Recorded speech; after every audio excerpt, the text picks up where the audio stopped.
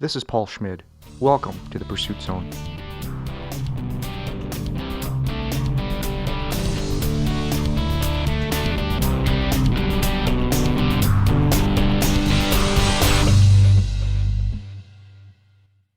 In 2011, Henrik Frederiksen quit his job as a marine civil engineer to pursue his dream of cycling around the world. But when he reached Ecuador after 2.5 years, he was looking for a change. So with his Bulgarian friend Pecho, the two decided to build a bamboo raft and float down the Amazon River. The raft took 1 month to build.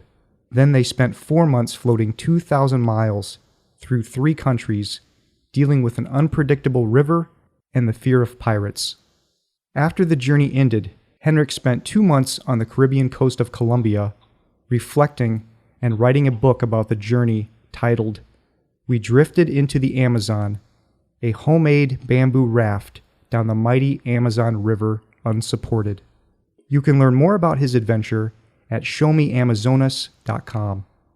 Henrik Frederiksen, welcome to the Pursuit Zone. Thank you very much, Paul. Thanks. Henrik, the first question that I have is, tell me a little bit about Pecho and how you met. After I had cycled for 2 years approximately, I found myself in the southern parts of South America, in southern Patagonia, and I was cycling north up through South America, and I bumped into Pecho on the lonely, wind-scorched highways of southern Patagonia.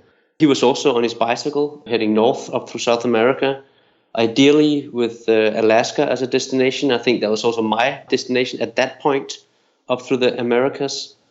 And so we just became friends. We were cycling. We were both long-distance adventure cyclists, and we really got along. And from there, we started cycling together for some sections, and then we parted ways and met again 4 months later at the border between Argentina and Bolivia. What strengths did he bring to your team to your rafting team? I think, the whole rafting idea, I guess I would contribute to Pecho in this context.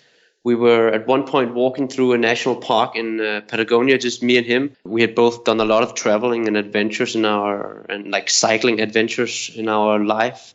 And we were discussing, what could you do if you, parked the bicycles and did something else?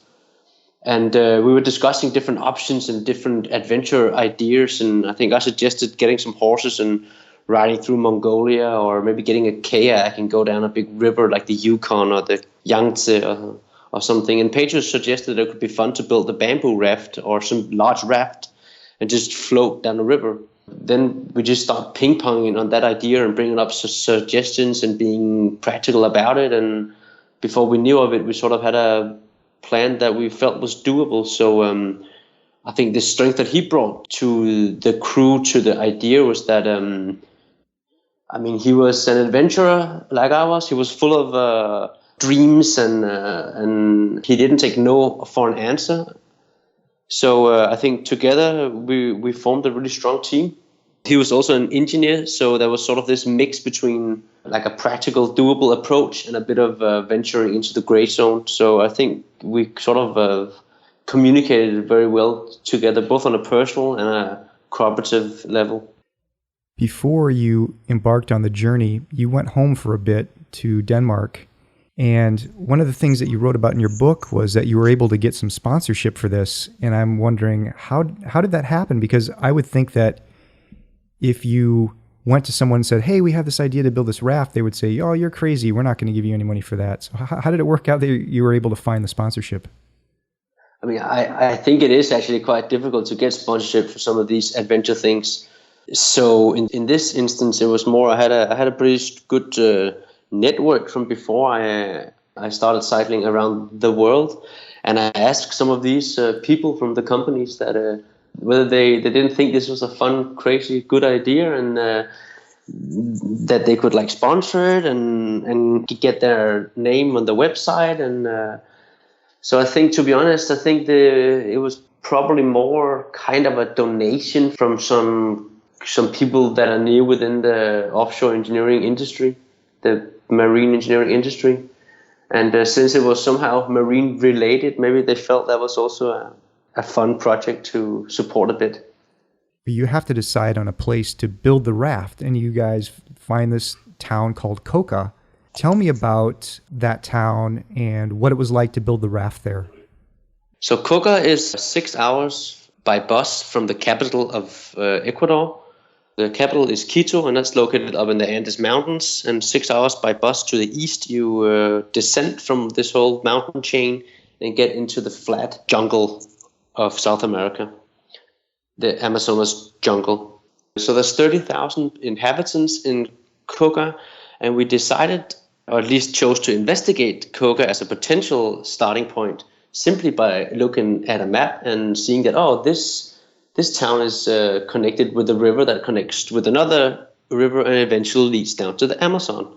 So let's try to go there and see if it's a feasible place to construct a raft. So it was more like simply looking on Google Earth and deciding that this looks like a fair-sized town with a river system that will connect us to the Amazon. So, and we wanted to start as high up as reasonable possible. So that's why we chose to investigate Coca. I think we had one other town on our radar, which could also be a potential candidate to construct the raft in. But once we got to Coca, we managed to quickly build a little local network of people that we knew, and from there we decided, let's do it here. So it seemed like that turned out to be a really great choice. It had everything that you need. You were able to find some people to help you. And how did you guys decide on the design of the raft? Did you do that as you were building it? I think we got to Coca and decided we were first looking around for a spot to construct it at. That was also a little bit of a challenge because a lot of the river shore was quite steep, and we wanted like a flat little beach area where we could get started with and then push the raft into the water. So once we found that, we found a little nice spot next to a tributary river to the Amazon. And here there were some Indians living on that land, and we went up and asked them if we could use some of their land for a month to construct a raft, and they said yes. And from there on, we were living in a bar for this month while we were constructing it, which was also some local people that we befriended. And so we put up a tent in their backyard and were sort of helping out in the bar at night. And I think we were just the first day sitting with a beer in our hand and saying, okay, so how do we, what size should the raft be, and which features should it have, and which materials could we choose for the different components. And so it was our own design based on just our kind of gut feeling. I think initially I was advocating that it should be a little smaller so we could navigate it better and have more flexibility with it. But Pedro pointed out that the Amazon itself was like a mile or two wide, so it didn't matter too much if the raft was a little larger also, plus it would be more fun constructing it. So yeah, we settled for a quite large design. It was 10 by 4 meters, so that's approximately, what is that? That is 12 by 30 feet.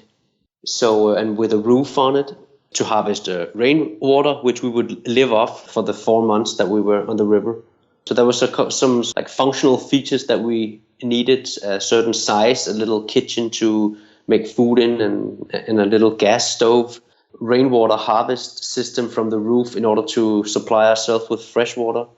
So it was like our own design based upon just brainstorming and ping-ponging and listening to both good and crazy ideas. And you have these large plastic barrels that you have underneath so that it floats. How many barrels did you have? We had 20 55-gallon barrels each. And being engineers, this was sort of like a little bit of the calculations that we were doing to assess how much weight the raft, like how heavy it would be, and then compare that with the buoyancy that these barrels would give us in order to create some freeboard so that our deck level, our floor in the raft would not be sinking underneath the water. I think in the book you say the raft weighed 4,000 pounds. Am I right? That's correct, yeah. I want to go back and follow up to one thing that you mentioned about the bar that you were living in. Was this a local bar or was it a tourist bar? No, it was a local bar. It was very much a local bar. I mean, to a start, you don't really get that many tourists in Kuka, but in the center you do have a little bit of tourism because it's sort of like a jumping off point for Amazon tours. But most people would then tend to go there and sleep overnight, and then the next morning they would set off on their tour. So we were just lingering around town the first day and sort of try to chat up people and understand what is what and have a look at the river for a potential spot to build the raft. And we ended up out in a bit of the suburbs to the town, you could say, maybe a mile or two outside of town. There was a little local bar and restaurant. We somehow befriended the owner and drank a beer in his bar and explained to him about our plans. And within an hour or two, he said, well, if you want, you can just like pitch your tent here in my backyard and help out a bit in the bar and like do a bit of gardening works and serve some beers and just kind of, that's fine, he said. So that was, that's how we ended up there. What was the most difficult part of building the raft? I mean, getting our hands on 20 55-gallon barrels was actually a bit difficult.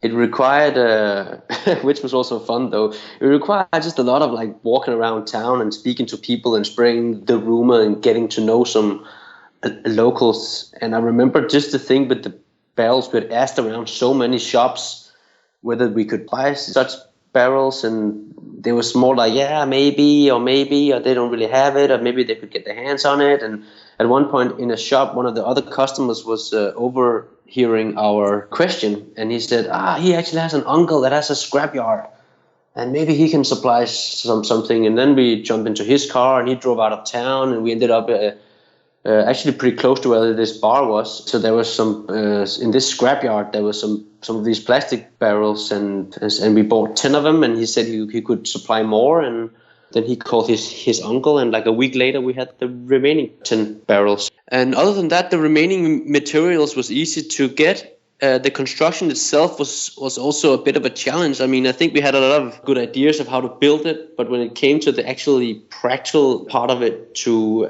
tie the bamboo together, we tried with some different knots and some rope, but it didn't really fit all that well.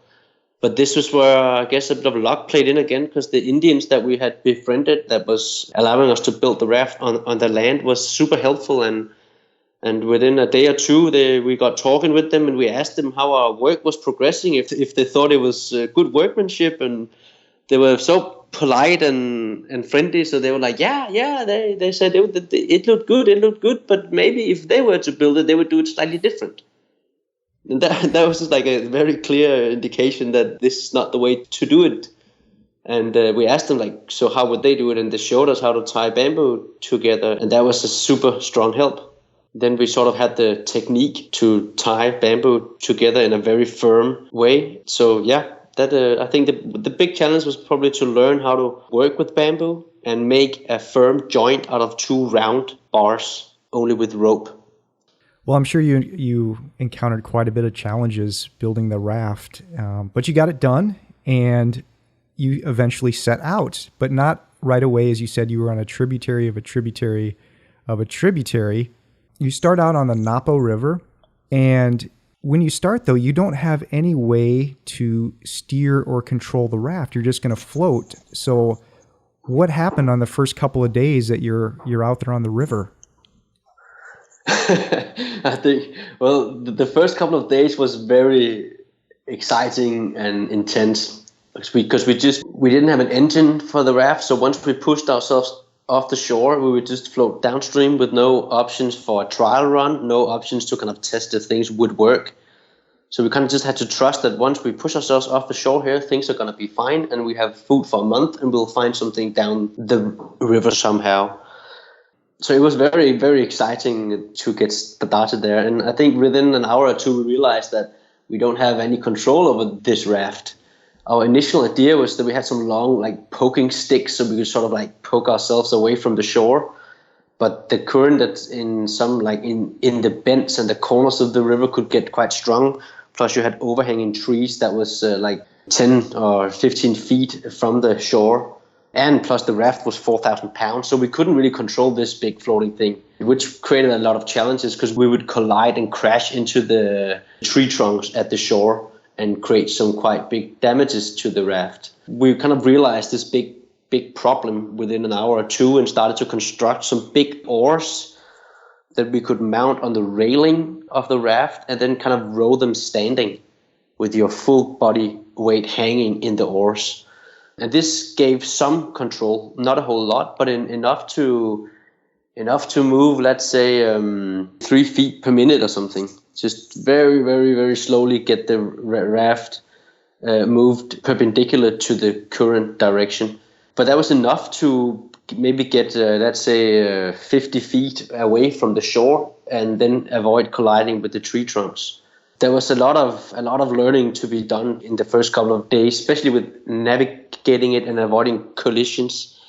Another thing that we really had to look out for and got pretty good at, I would say, was just to read how the river would flow, to look ahead far downstream and kind of assess whether we would be taken to the right or to the left in this little stream diversion, or how the wind would play in if we would get pushed to the right or to the left, and should we row or should we not row, and very slowly try to assess what will happen in 10 minutes. And I think we got increasingly better and better at reading the river and navigating and learning when to row and when we could just leave it to flow with the current. I'm kind of wondering about your routine that you and Pecho developed. Did you have one, and how long did it take you to settle into a routine? I mean, I guess did we have a routine? I think one thing that was really, really good about this whole adventure was that me and Pecho worked so well together. I mean, we could definitely have our disagreements, but it never developed into like a fight or any. It never challenged our friendship. I think it was a very fruitful process when we disagreed, because I would present why I thought my option was the right idea, and he would point out certain flaws in that, and maybe point to why he thinks his option was good. And in this open game where we didn't hide our cards but just were very objective, I think we managed to develop some strong solutions together. And so we didn't really have any fights or any clashes as such, which is surprising when you live with another person 24/7 on a raft, on a little isolated raft. But the routine, we kind of just took 1 hour at a time, I think. During the day, we would fish, we would photograph, we would go for a swim in the river, we would cook food, we would visit Indians along the shore, or go for a bit of exploration into the virgin jungle. We would spend a lot of time doing repairs, especially in the beginning, because we had crashed so many times against tree trunks. Yeah, that was kind of the routine, I guess. I guess we had certain things that we kind of did. Pecho was a really good bread maker, so that was sort of his task. I think some of the repair works maybe I was more involved in, and considering and what to do with this joint and what to do with this broken beam. Or you mentioned the jungle walks that you went on, and I know in the book that plays a big part. You're always talking about that as one of your favorite things. What can you tell me about that? What do you do when you're out there on these solitary jungle walks? We would often, sometimes during the day, but at least often at night time, we would try to get the raft parked at the shore if it was possible. Sometimes the river was so wide that we couldn't reach the shore, especially on the Amazon itself. So we would just float through the night. But quite so often, once a day, maybe in average, we would stop at a shore, and I would jump into some boots and a machete in my hand and a camera, and just venture into this wild, untouched, virgin jungle shores.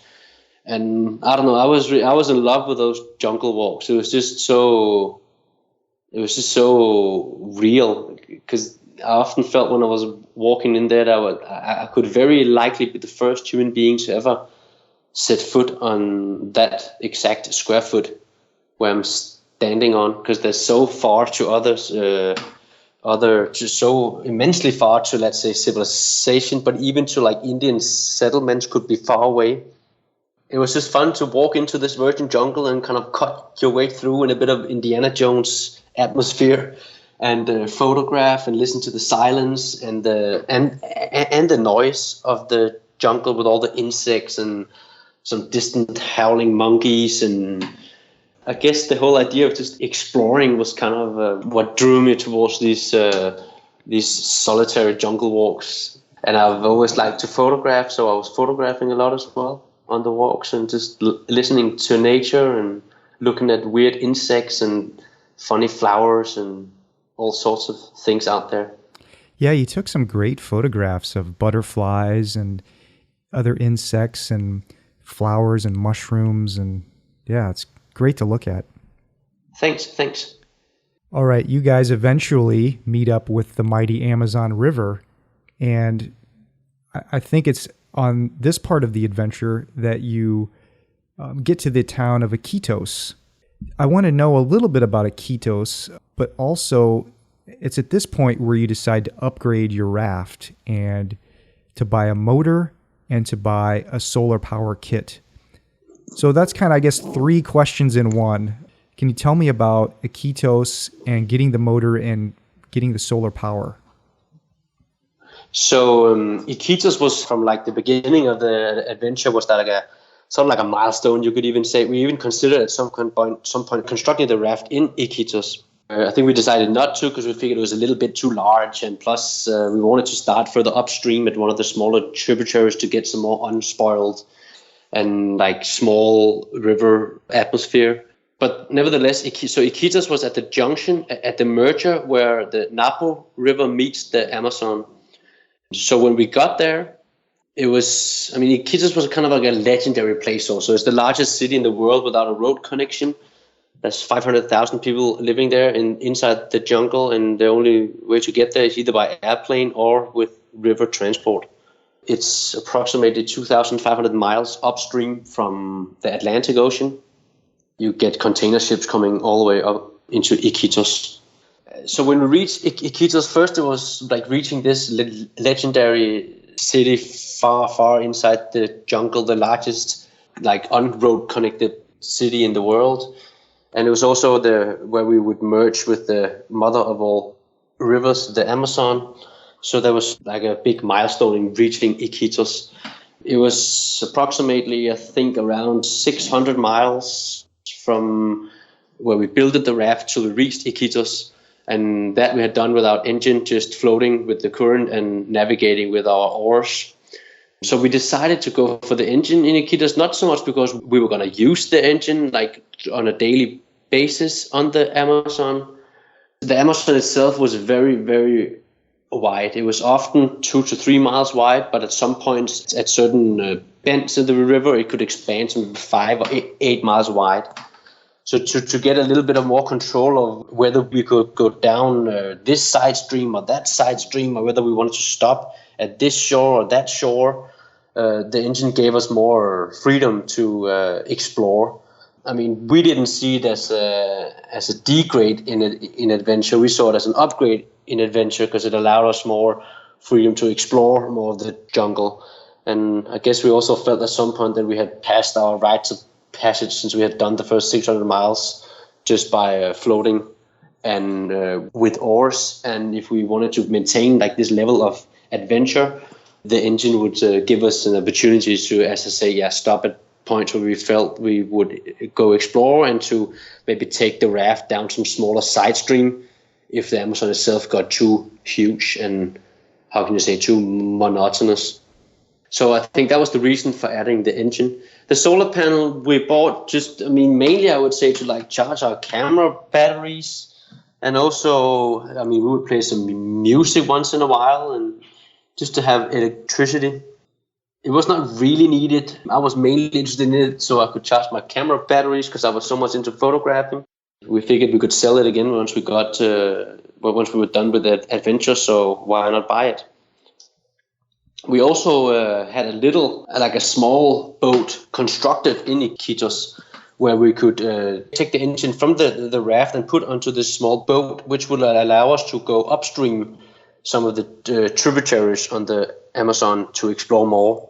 So I think combined these things, the engine and the small boat, was more like an extra tool to explore more and to venture further upstream and go more to the shore and sort of and not just sit out in the middle of the river days on end. So I think that was the reason for the engine and the small boat. Yeah, that small boat was pretty nice. When I saw photographs of it, I thought, wow, that's to get someone to build you a boat like that for $250. Yeah, It seemed like a great thing to add to your kit. I think it was a really good thing to add to our kit. I would even say if there's anybody listening to this out there and thinking, I want to go do some adventure, I think you can even go to Iquitos, even like buy a small boat of that size, or have it constructed and throw an engine on it, and there you are. You can venture around the Amazon and go upstream or into the jungle with this little fairly cheap setup. That's a very competitive price for this boat, and it allowed us a lot of freedom. And we did some small trips where we ventured upstream some rivers and visited some Indian tribes and went fishing and hunting, and it was a good little boat to explore in. And we built it like a little roof on the boat to protect ourselves from rain, and also to harvest a bit of rainwater when we went on these small expeditions. We kind of adapted the boat a bit to fit our needs as well. And then during the day, we would simply just tie it to the raft and then float with it. And whenever we felt like exploring something, we could park the raft and venture upstream or around in this small boat. Somewhere around this time, you meet a group of people, and one of them ends up continuing on the journey with you and Pecho, and his name is Misha. Tell me about that, and what strengths did Misha bring to the team? Misha was a dreamer. Misha was yeah, I love Misha. He was a bit of a lost soul, you could maybe say. He had spent most of his life in South Africa, where he was from, but the last 3 years he had been in Peru, had ventured around different parts of Peru to try to make a living and connect with some people and build up a strong wealth for himself and economic future and so on. So first he just needed kind of sort of like a little lift down the river to get to the next place where he was looking to go. Then from there he sort of joined the raft. I think it was fun to be 3 people. There was one more person to sort of talk with and one more person to work. There was a lot of things we needed to do as well, with repairs and with fishing and with rowing when we had the oars, and he had a lot of fun ideas as well. Misha was very spiritual, so there was some fun, interesting ideas that he would kick into debate as well, and many things to talk about. And he was fairly good craftsman with his hands, and he would construct things, and it was a good addition to the project, I think. Henrik, what do you see out there? What do you see out there for like wildlife, for example? So I think in terms of wildlife, you see, how can I say this without disappointing anybody? I mean, I've been asked this question a lot of times, and I often tell people, if you're looking to see a lot of wildlife, go to Africa. The Amazon, I think, is more plants and flowers and insects, and also birds, if you know where to look. We didn't see a whole lot of monkeys or jaguars or sloths or any larger mammals. I mean, I'm sure there's lots of it out there, but the jungle is so dense and overgrown. There's so much vegetation, so it's also difficult to kind of spot them. The same with the birds. I mean, you hear the birds singing in all directions, but it's difficult to spot them in between all the foliage and the leaves and the branches and this dense wall of green. So what you do see a lot of is insects. I found that interesting as well. Weird, beautiful colored butterflies and dragonflies and grasshoppers and huge ants and walking sticks and all sorts of creepy crawlies, which I think was very interesting to look at as well. And then just a lot of plants, a lot of dense, like, as I say, this sort of wall of green that is everywhere, just plants and flowers and trees growing like everywhere. And that's impressive. Some beautiful huge trees with like a canopy ceiling. And so like the wildlife, I would say it's more like insects, but I guess that doesn't really count for wildlife.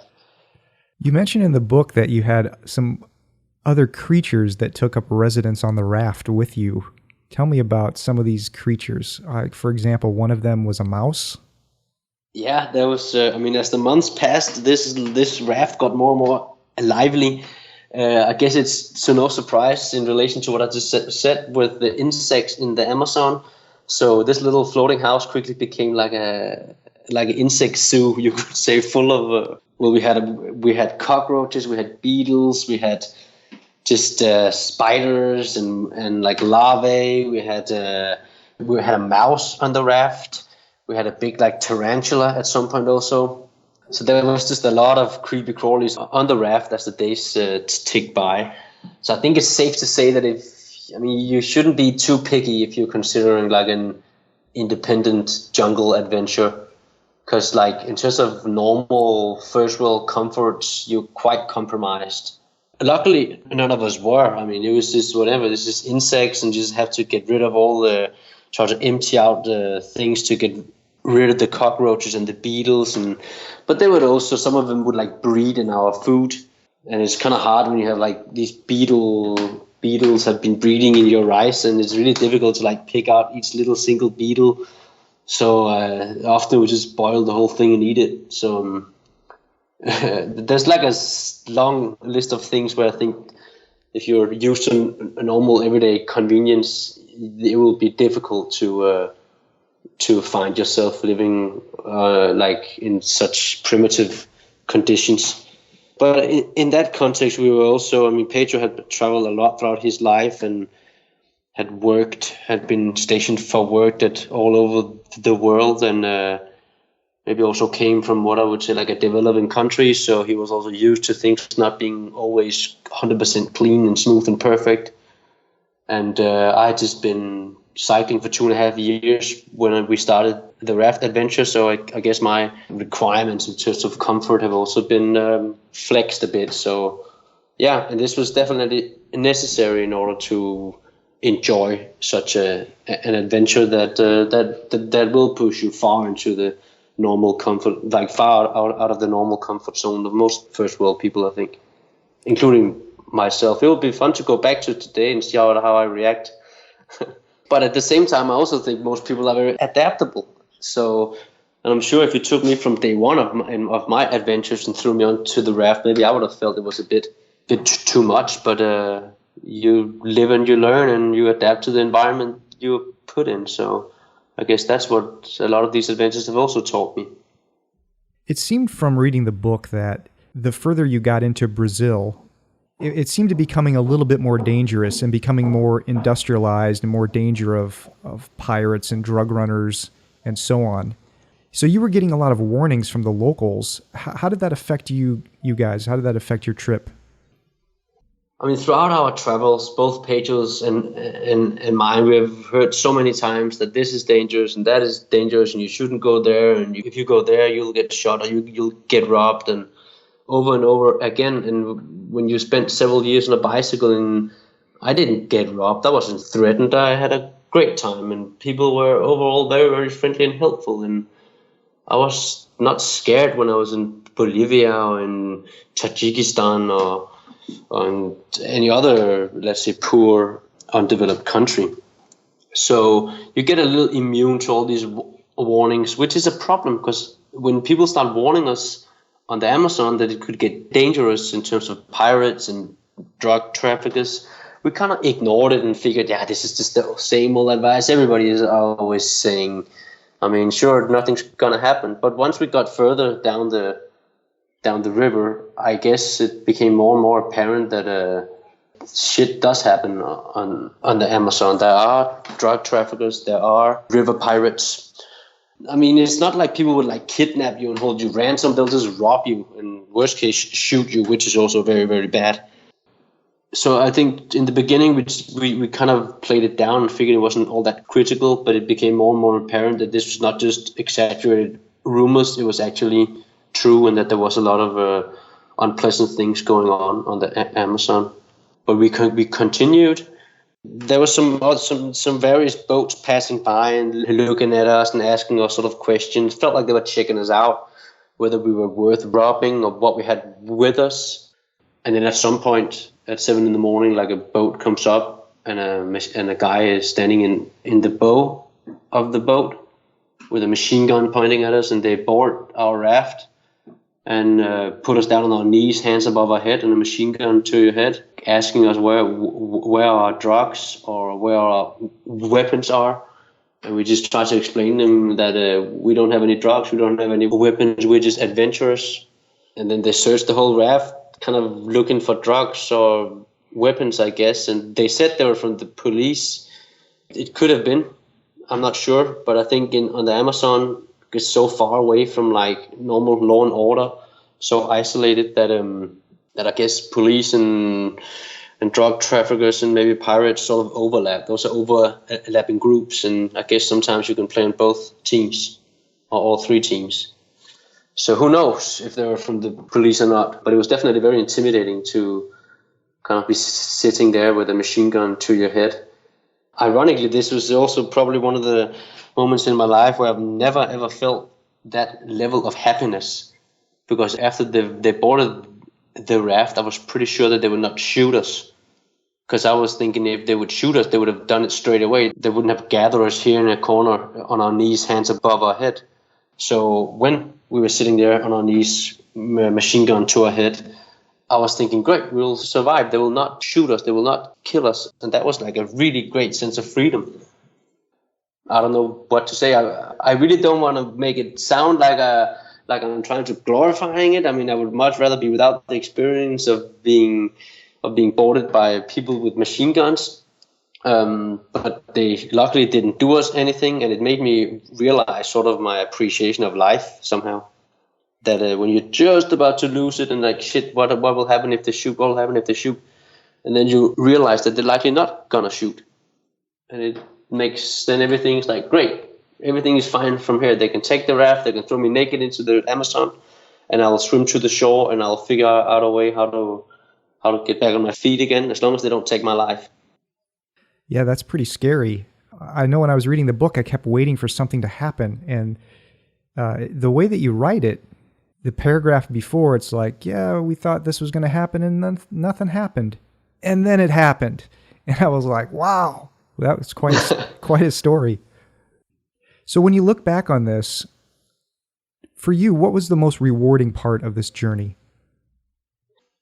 Oh, that's a difficult question. I mean, I think all the interaction with the Indians, the way they came up on a daily basis in their small canoes and interacted and talked and traded with us, that was really a beautiful experience. We never had any hostility or any attacks or any bad experience with them, so that was super, super nice. And we visited several of their villages and tribes and houses, and they took us around and showed us stuff and were very welcoming. So that was really, really cool. I think the sense of isolation out there was also something that will linger with me to the day I die. This endless sky, and just wherever you look is just green, and of course the water that you're floating on, but they're so far away to civilization, and you're just so much alone. And I think something that I really also appreciate about the whole adventure was this intricate idea. I've cycled around the world, and I've walked across America, and those are also very big challenges, I would say. But there's people who've done that before, so you can sort of study it a bit on the internet and read about how to do it and what will be the challenges and what can you expect and what should you fear and what should you not fear. But this is sort of like when you look on the internet for like a homemade bamboo raft down the Amazon, it's not easy to really come across something. So we started completely from scratch, and just with our own design, our own idea, our own way of building it, dealing with like the border people to cross from Ecuador into Peru and Peru into Brazil, and with the Indians and with the pirates and with like the whole thing just felt like such an original adventure. So the whole intricate style to it was something that moved me a lot as well. So I think there's a couple of things, as I said, like the Indians, the isolation and time with nature, and just like freedom and photographing and being there on your own and having to fix all the problems yourself to make sure you didn't collide, and when you did, how to repair the raft, and sometimes we lost control and drifted down the river in the middle of the night. And the last thing was this whole like intrepid feeling of like venturing into the unknown, and without much of a manual or a description from others of what you can expect. It was more like, let's see what happens. You guys decide in the trip in Manaus, and I'm kind of just wondering, what do you know what happened to everybody? What happened to Pecho? What happened to Misha? What happened to the raft? So the raft, the raft structure itself was sort of beaten up by the waves and the wind and the collisions. I think we could probably spend like a week repairing and fixing it up. But what happened was that I think when we got to Manaus, we realized that this was sort of, we've had, this is what we wanted to get out of the adventure. And from Manaus and onwards, it was more like a huge river with a lot of civilization and farms and towns and traffic on the river. Kind of all the things that made it fun and cool, the Indians, the virgin jungle, the beautiful, clean river, and this like sense of isolation was more and more replaced by a large river with a lot of boats and traffic, more cities, more farms, and also more like crime and pirates and robbery. So we decided to end it there in Manaus. And Pedro, he flew home to Bulgaria to sort of, his dad was kind of feeling ill and he wanted to visit him, and I think he was also running low on money. The raft itself was sold, sort of most of the parts, the engine and the solar panel and these things that we could sell.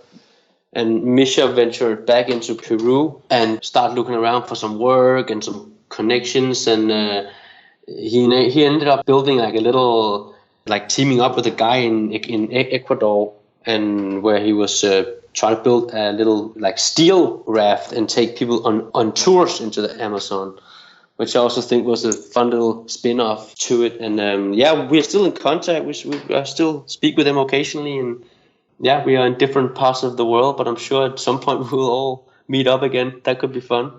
You went back to where your bike was, and what happened to you? Did you ride your bike up to Colombia? No, I basically went to Colombia without going back to the bike. So I went to Colombia and spent 2 months writing a book about this bamboo raft adventure. Both because I felt that could be an interesting mental challenge to write a book, and also I felt it was a good way to process all this experience that had happened throughout this half year of raft idea. After my 2 months in Colombia, I flew up to Seattle, United States, and then I walked from Canada to Mexico for half a year. Then I went down to Ecuador, picked up my bicycle, flew to Portugal, and cycled back home to Denmark, where I returned after a little more than 4 years on the road. What was your favorite part of writing the book? I think it was a really efficient tool to just kind of like process the whole experience and explain some of the things to myself, what had happened. And there was some intense stuff throughout these months in terms of like isolation and challenges and having to do the right thing to not sink the raft and to navigate properly, and the whole thing with the border control, how to get the raft across the borders, and pirates and danger. And there were so many like strong experiences that I felt it was a really good way to sit down, write about it, and explain it to myself, and to process it, to kind of analyze it and get it down on paper. So I think that was probably the favorite part about writing a book.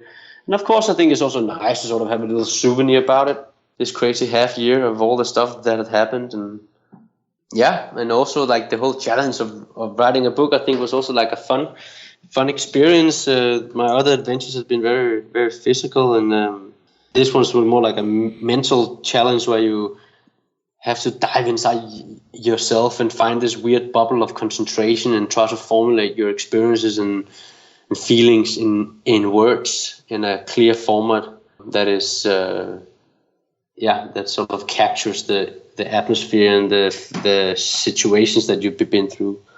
So I think there was a couple of catchy things about writing a book that I liked.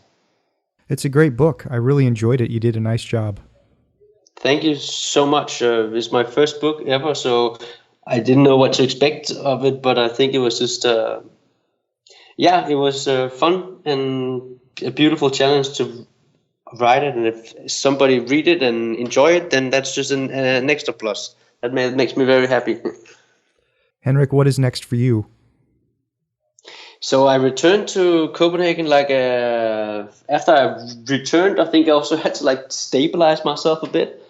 I've been away for more than 4 years, and which my bank account was suffering from. I got back into the job market, where I'm working as a marine civil engineer, building things in water, which I guess relates pretty well to the whole raft. And things are ticking along. I'm to be a father in February, so that's another exciting adventure, I think. A very different one. And I mean, there's still a lot of travels and adventures out there that I want to do, but I think I also maybe focusing on some of these things that you could do with a family, and that will maybe be a bit less crazy than a bamboo raft with parrots down the Amazon. But I still believe there's a lot of beautiful things out there you could do with the family, like sailing or taking a camper van and driving around for half a year, visiting a bunch of national parks and seeing some beautiful sights. And I think that's probably some of the adventures that I would like to pursue in the future. Well, Henrik, thank you for coming on the show. It's been a pleasure to talk to you. And I just want to encourage people to, if they're interested in any type of a rafting adventure, to check out your book.